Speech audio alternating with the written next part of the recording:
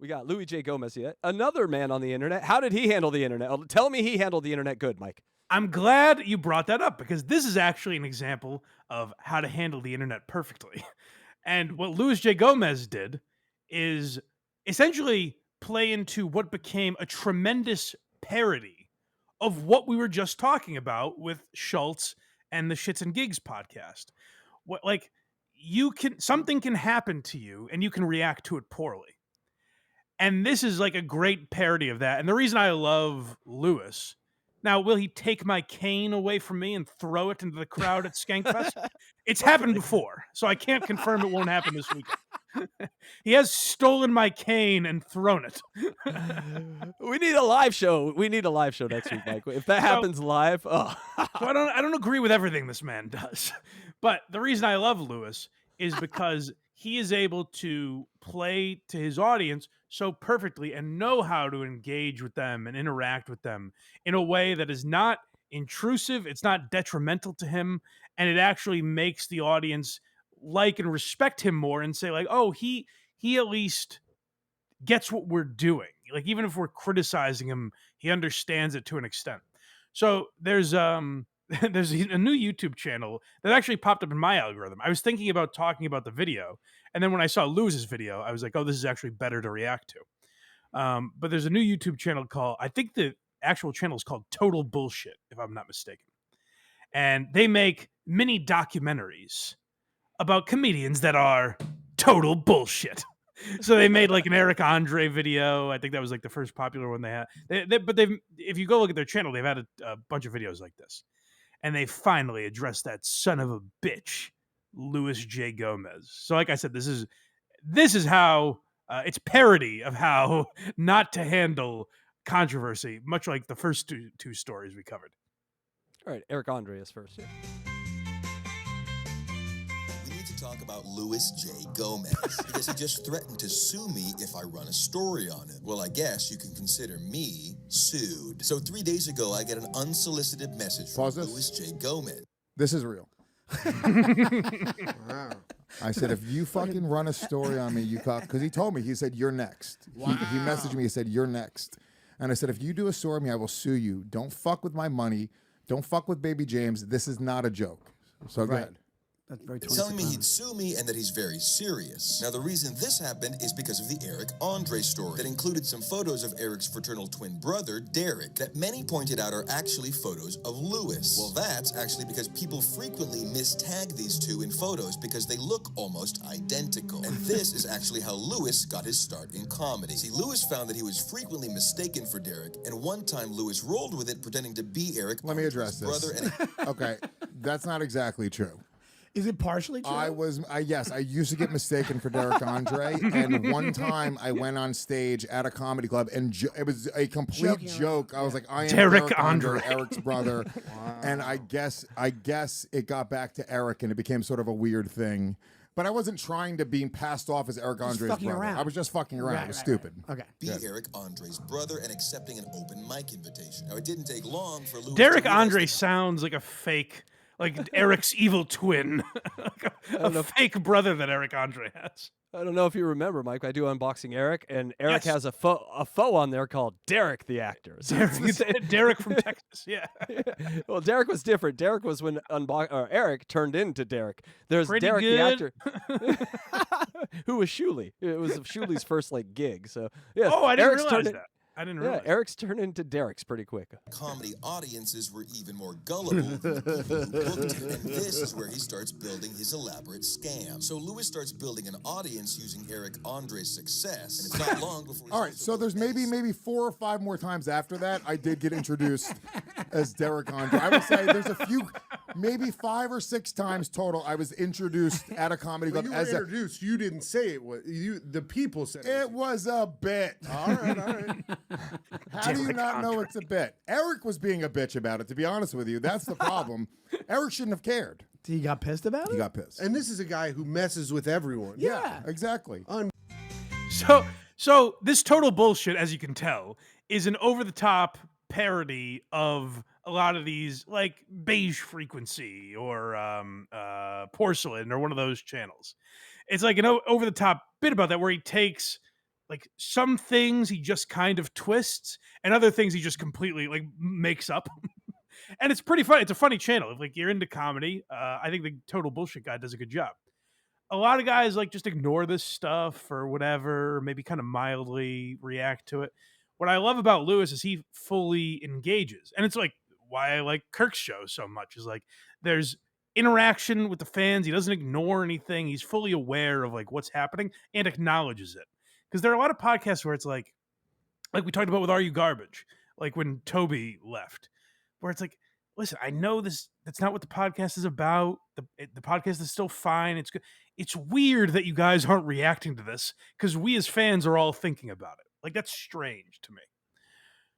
What Lewis is great at is reacting to it and making something out of it. And now what we get into is again Lewis parodying like how people react on the internet, because this literally could happen in a scenario. And that's what I think makes this bit so brilliant on both their parts. So in scam. Company are all fake businesses. Now this may surprise you, but even Legion of Skanks the show is a scripted scam. They use the latest algorithms to detect what topics they should talk about and write out every piece of dialogue. How is that a scam? That's why whenever there's a guest It's who's a show. new to the show, Do you write out every piece? You don't Yeah, write dude. it. Do you guys really? But What, you mean I thought topics? that's like. But first of all, just so everyone knows, every podcast does that. This one is too. This is all written pre-dialogue. Oh my God. We have it on We've been screen. exposed. Shut up, Lewis. You're ruining it for all of us. I just guessed that Louis J. Gomez was going to be your next thing. It's on screen. Of course we plan these things. Well, some of us do. Acting like that. All right, improv for a second. Just all right. Oh, put the script down for a second, boys. What's the deal with airplanes? Yeah. Say we're not good at improv. We have to have I write. So you know me and ChatGPT. Before I do every show, we write a full script for everybody. These guys memorize the script before they come in here. Not completely. We do have a monitor here which gives them the lines and feeds them the lines. But We're stand-up comedians. Stand-up comedians do an act. it's an act. Yeah. We don't improvise. Yeah. So Improvising is gay. I thought this was common knowledge. It's almost like kayfabe. Like everyone knows pro wrestling is fake now, but we suspend disbelief. Podcasts are fake. Podcasts are fake. It's a script. Go ahead. guest who's new to the show, it's very awkward because you're actually seeing the 6th or 7th take of this scripted conversation. funny. And even the crowd in the back of the show are all paid actors. See, Lewis is smart. He knows optics matter most, so he pays these extras to pretend to love the show, so the viewers at home believe the show is a hit, when in fact... What this guy's doing is very funny because it's kind of like making fun of Lewis a little bit.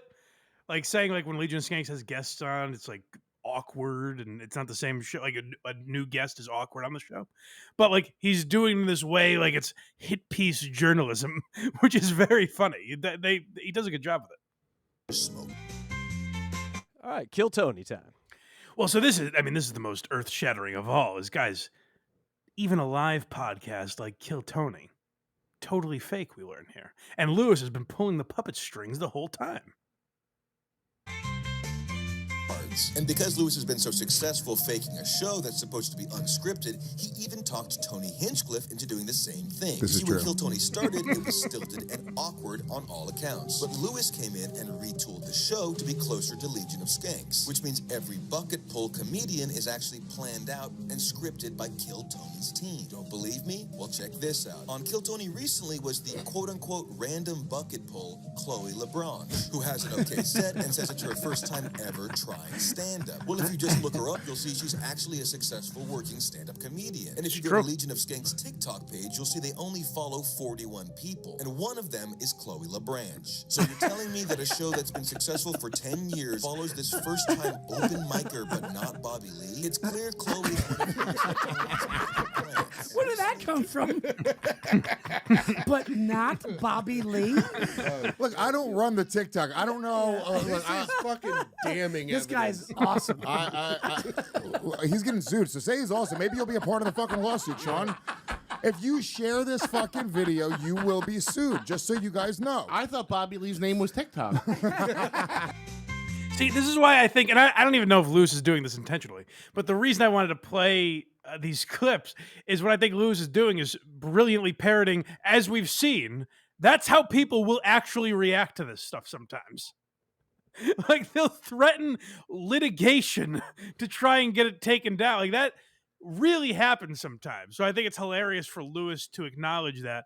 And that's what I'm talking about. Lewis is great at acknowledging what the fans are all thinking. Like he makes jokes that you'll see on Reddit. Not saying he steals the jokes, meaning like he'll bring up topics like the bonfire Reddit is very critical of Bob Kelly.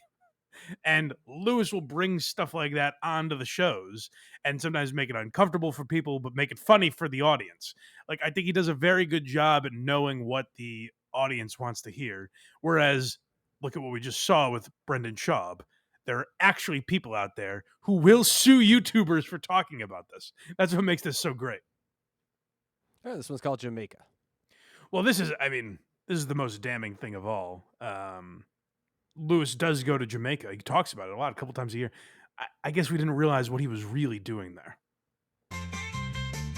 So get ready. So everyone knows Lewis grew up poor and estranged from his very rich father. And apparently Lewis's rich tycoon dad had donated the funding for a school for the blind in Jamaica for a full decade. But when Lewis's father died, according to local Jamaican law, Lewis himself got to dictate the rest of the funding. So he immediately pulled all the money out of the school, robbing these children of a future. Now, if that isn't bad enough, Lewis goes back to Jamaica every year to spend the money he took from them right in front of their faces. It truly is a sick, sick thing. Riding jet skis around and gorging on margaritas while blind children get burnt by the sun. And while Lewis might be known...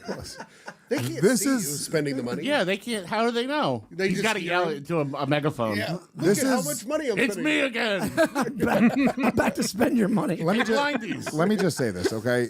Blindies, goddamn, It's offensive. an offensive term, but I'm cool with it. Blindies. I'm cool. They can technically spin it that way. Yeah. Technically, that's true. Yeah, and calling your dad a tycoon but is no, only I half right. was given the funding, and I could spend the funding on whatever Hold I on. want. Hold on. Sakamiko, who I've often said is one of the greatest snipers in podcasting. Lewis's father is half black, if you didn't get that joke. But I didn't. Now I want to hear it again. Technically, that's true.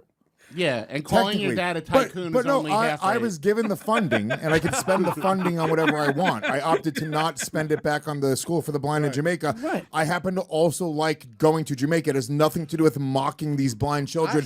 I don't even go on the same side as the island. I heard they're you not. walk I up- go to Ocho Rios near the fucking dolphin exhibit. Do you think I'm going? They lived in the fucking deep in the fucking woods of Jamaica.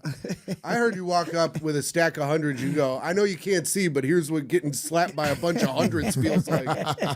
They had their chance with the money. Yeah. They dropped the Oh, ball. Lewis, please. I can't do a Jamaican accent. So I'll tell you right now, like, do not share this video.